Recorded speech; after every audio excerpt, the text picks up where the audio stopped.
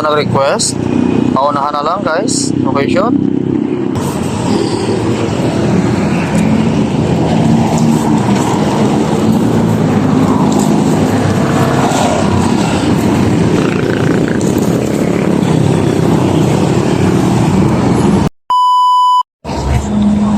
So good evening guys.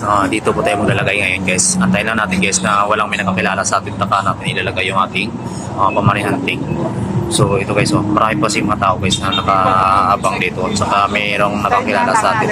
So antayin na natin umalis. So dyan tayo maglalagay mamaya guys. Pag wala nakakilala sa atin dyan. Ito sa area na to. So marami pa si tao dyan. Antayin natin susuksok dyan mamaya guys dyan. Susok-sok natin dyan.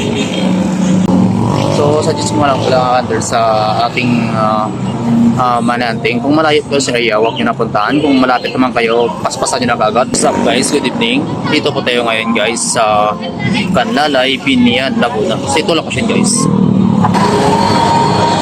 So, ang way na to guys is papuntang Olivares, papuntang Alabang. So, ito naman guys is papuntang Binian, papuntang SM Santa Rosa. So, Santa Rosa guys.